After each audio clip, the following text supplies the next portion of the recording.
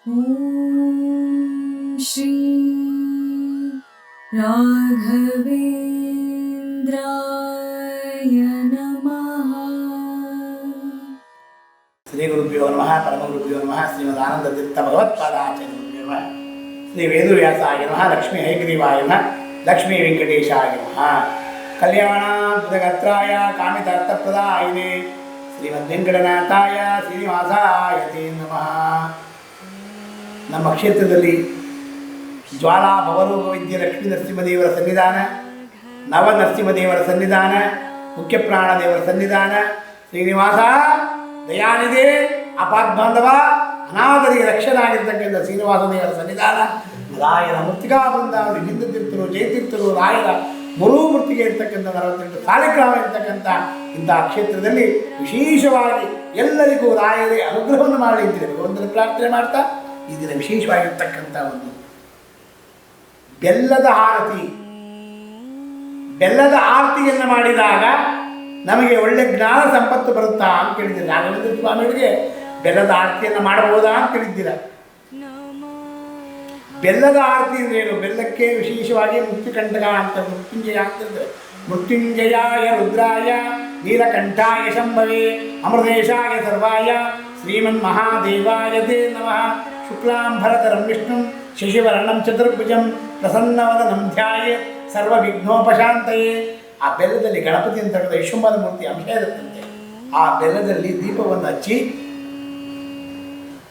ತುಪ್ಪದ ದೀಪವನ್ನು ಹಚ್ಚಿ, ಆ ಬೆಲ್ಲವು 1-2 ತಗೊಂಡ್ರಾಗದಂತೆ ಬೆಲ್ಲ 5 ಅಚ್ಚು ಬೆಲ್ಲವನ್ನು ತೆಗೆದುಕೊಂಡು ಬಂದು 5 ಅಚ್ಚು ಬೆಲ್ಲದಲ್ಲಿ ವಿಶೇಷವಾಗಿ ತುಪ್ಪವನ್ನು ಹಾಕಿ ಬತ್ತಿಯನ್ನು ನೆನೆಸಿ ದೀಪವನ್ನು ವಿಶೇಷವಾಗಿ ನರಸಿಂಹದೇವರಿಗೆ ಆರತಿಯನ್ನು ಮಾಡಬೇಕು. ಮೊದಲು ನರಸಿಂಹದೇವರಿಗೆ ಆರತಿಯನ್ನು ಮಾಡಿ ತದನಂತರ ಮಹಾಲಕ್ಷ್ಮೀ ದೇವಿಗೆ ಆರತಿಯನ್ನು ಮಾಡಿ ತದನಂತರ ಮುಖ್ಯ ಪ್ರಾಣದೇವರಿಗೆ ಆರತಿಯನ್ನು ಮಾಡಿ ಹನುಮಂತ ದೇವರಿಗೆ ಬಹಳ ವಿಶೇಷ ಅಂತೆ ಬೆಲ್ಲದ ಆರತಿ ಇದ್ರೆ ಆ ಬೆಲ್ಲದ ಆರತಿಯನ್ನು ಮಾಡಿ ತದನಂತರ ರಾಘವೇಂದ್ರ ಸ್ವಾಮಿಗಳ ಬೃಂದಾವನಕ್ಕೆ, ಆ ಬೃಂದಾವನದಲ್ಲಿ ಮುಕೋಟಿ ದೇವತೆಗಳಿರ್ತಾರೆ. ಅನುಸಂಧಾನ ಮಾಡ್ಕೊಬೇಕು ನೀವು. ರಾಯರಿಗೆ ಅಲ್ಲ, ರಾಯರ ಬೃಂದಾವನದಲ್ಲಿ ದೇವತೆಗಳಿರ್ತಾರೆ. ಆ ದೇವತೆಗಳಿಗೆಲ್ಲರಿಗೂ ಆರತಿಯನ್ನು ಮಾಡಿದಾಗ ನಿಮಗೆ ವಿಶೇಷವಾಗಿ ಅನುಗ್ರಹ ಆಗ್ತಕ್ಕಂಥ ಭಾಗ್ಯ, ಅತಿ ಹೆಚ್ಚಾಗಿರ್ತಕ್ಕಂಥ ಭಾಗ್ಯ ಇರುತ್ತದೆ. ಅದಕ್ಕೋಸ್ಕರವಾಗಿ ಈ ಆರತಿಯಲ್ಲಿ ಬೆಲ್ಲದ ಆರತಿ ಬಹಳ ವಿಶೇಷವಾಗಿ ಹನುಮಂತ ದೇವರಿಗೆ, ನರಸಿಂಹದೇವರಿಗೆ, ರಾಮನಿಗೆ, ವಿಶೇಷವಾಗಿ ಕೃಷ್ಣನಾಗಿರ್ತಕ್ಕಂಥ ಸಂತಾನ ಗೋಪಾಲಕೃಷ್ಣನಿಗೆ, ಗಣಪತಿಗೆ ಇಂಥವೆಲ್ಲವೂ ಆರತಿಯನ್ನು ಮಾಡಿದಾಗ ನಂತರ ರಾಯರ ಬೃಂದಾವನದಲ್ಲಿ ಗುರುಗಳಾಗಿರ್ತಕ್ಕಂಥ ಅವರು ಕೂತಿರ್ತಾರೆ. ಅವರಿಗೆ ಸಮರ್ಪಣೆಯನ್ನು ಮಾಡಿದಾಗ ಆ ಬೆಲ್ಲದಲ್ಲಿರ್ತಕ್ಕಂಥ ಅಂಶ ಎಲ್ಲವೂ ನಿಮ್ಮ ಮನೆಯಲ್ಲಿ ನೀವು ಅನುಕೊಂಡಿರ್ತಕ್ಕಂಥ ಕೆಲಸಗಳೆಲ್ಲ ಬೆಲ್ಲವಾಗಿ ನಡೆಯುತ್ತಂತೆ. ಅದಕ್ಕೋಸ್ಕರವಾಗಿ ನಮ್ಮಲ್ಲಿ ಒಂದು ಶಾಸ್ತ್ರ ಇದೆ. ಏನಪ್ಪ ಅಂತಂದರೆ ಬೇವು ಬೆಲ್ಲ ಅಂತಿಲ್ಲ. ವರ್ಷದಲ್ಲಿ ಈ ಬೇವು ಮತ್ತು ಬೆಲ್ಲವನ್ನು ತಿಂತೀವಿ. ಹಾಗೆ ಸಿಹಿ ಮತ್ತು ಕಹಿ ಎರಡೂ ಇರ್ತಕ್ಕಂಥದ್ದು ಇದೆ. ಅದಕ್ಕೋಸ್ಕರವಾಗಿ ಆ ಸಿಹಿ ಕಹಿ ಎರಡೂ ಇರಲಿ ಅಂತೇಳಿ ಭಗವಂತನ ಪ್ರಾರ್ಥನೆ ಮಾಡಿಕೊಂಡ ಇಂಥ ಏನೇ ಕಷ್ಟಗಳಿದ್ರೂ, ಯಾವುದೇ ಒಂದು ನಮಗೆ ತೊಂದರೆಗಳಿದ್ರೂ ಅದನ್ನೆಲ್ಲ ಪರಿಹಾರ ಮಾಡ್ತಕ್ಕಂಥವ್ರು ನಿಮ್ಮ ಗುರುಗಳಾಗಿರ್ತಕ್ಕಂಥ ನರಸಿಂಹದೇವರು. ಅವರ ವಿಶೇಷವಾಗಿ ನಮ್ಮ ಗುರುಗಳ ಒಂದು ಮುಂಭಾಗದಲ್ಲಿ ನರಸಿಂಹದೇವರು ಇರ್ತಾರೆ. ಆ ನರಸಿಂಹದೇವರಿಗೆ ನೀವು ಆರತಿಯನ್ನು ಮಾಡಿ ಅನುಸಂಧಾನದಲ್ಲಿ ಕೆಳಗಡೆ ರಾಘವೇಂದ್ರ ಸ್ವಾಮಿಗಳ ಬೃಂದಾವನದ ಕೆಳಗಡೆಯಲ್ಲಿ ರಾಯರು ಕುಳಿತುಕೊಂಡು ಜಪವನ್ನು ಮಾಡ್ತಾ ಇರ್ತಾರೆ.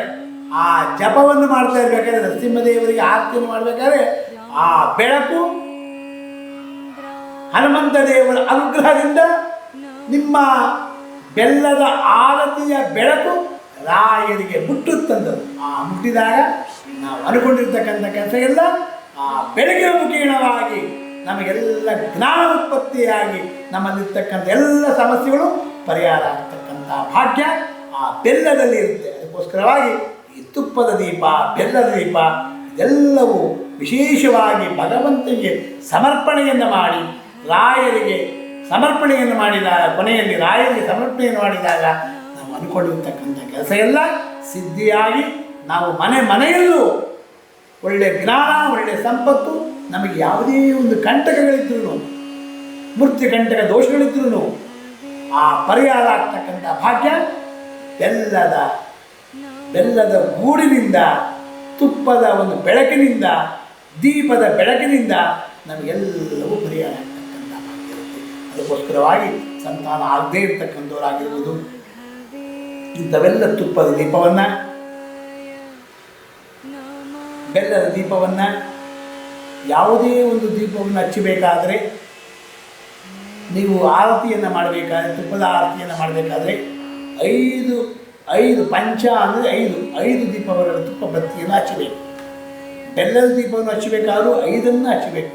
ಅಂದ್ಕೊಂಡಿರತಕ್ಕಂಥ ಕೆಲಸ ಎಲ್ಲ ನಿಮ್ಮ ಗುರುಗಳಾಗಿರ್ತಕ್ಕಂಥ ರಾಘವೇಂದ್ರ ಸ್ವಾಮಿಗಳೇ ನಿಮಗೆಲ್ಲರನ್ನು ಉದ್ಧಾರ ಮಾಡ್ತಕ್ಕಂಥವರಾಗ್ತದೆ ಅಂತೇಳಿ ಭಗವಂತನ ಪ್ರಾರ್ಥನೆ ಮಾಡ್ತಾ, ಹಂಸನಾಮಕ ಪಕ್ಷಿ ಆಗಿರ್ತಕ್ಕಂಥ ಹೇಗೆ ಹಾಲನ್ನು ತಗೊಂಡು ನೀರನ್ನು ಬಿಡುತ್ತೋ ಅದೇ ರೀತಿಯಾಗಿ ನಮ್ಮಲ್ಲಿರ್ತಕ್ಕಂಥ ಎಲ್ಲ ಕಷ್ಟಗಳನ್ನು ಎಲ್ಲವನ್ನು ಬಿಟ್ಟು ಒಳ್ಳೆಯ ಜ್ಞಾನವನ್ನು, ಒಳ್ಳೆಯ ಸಂಪತ್ತನ್ನು ನೀವೆಲ್ಲ ನಮಗೆ ಕೊಟ್ಟು ವಿಶೇಷವಾಗಿ ನಮ್ಮನ್ನೆಲ್ಲ ಅನುಗ್ರಹವನ್ನು ಮಾಡಿ ಅಂತೇಳಿ ಭಗವಂತನ ಪ್ರಾರ್ಥನೆ ಮಾಡ್ತಾ, ರಾಘವೇಂದ್ರ ಸ್ವಾಮಿಗಳ ರಾಯರ ಅನುಗ್ರಹ ಚಾನಲ್ ನೋಡ್ತಕ್ಕಂಥವರು ಎಲ್ಲರೂ ಭಾಳ ನನಗೆ ಖುಷಿಯಾಗಿರ್ತಕ್ಕಂಥದ್ದು ಏನಪ್ಪ ಅಂತ ಹೇಳಿದ್ರೆ 10 ಲಕ್ಷ ಜನಗಳು ವಿಶೇಷವಾಗಿ ನೋಡಿ ಅವರು ನಮ್ಮ ರಾಯರನ್ನು ನೋಡಿ ಆ ರಾಯರ ವಿಶೇಷ ಅನುಗ್ರಹವನ್ನು ಪಡೆದಿದ್ದೀರ ಎಲ್ಲರನ್ನು ಅಂದ್ಕೊಂಡಿದ್ದೀನಿ ನಾನು. ಆದರೂ ಯಾರು ಪಡೆದಿಲ್ಲವೋ ಅವರಿಗೆ ನಮ್ಮ ಗುರುಗಳಾಗಿರ್ತಕ್ಕಂಥ ರಾಘವೇಂದ್ರ ಸ್ವಾಮಿಗಳೆಲ್ಲರಿಗೂ ಅನುಗ್ರಹವನ್ನು ಮಾಡಲಿ ಅಂತೇಳಿ ಭಗವಂತನ ಪ್ರಾರ್ಥನೆ ಮಾಡ್ತಾ, ಕಾಮೆಂಟ್ ಬಾಕ್ಸಲ್ಲಿ ಓಂ ಶ್ರೀ ರಾಘವೇಂದ್ರಾಯ ನಮಃ, ಓಂ ಶ್ರೀ ರಾಘವೇಂದ್ರಾಯ ನಮಃ ಅಂತೇಳಿ ಕಾಮೆಂಟ್ ಬಾಕ್ಸಲ್ಲಿ ಹಾಕಿ,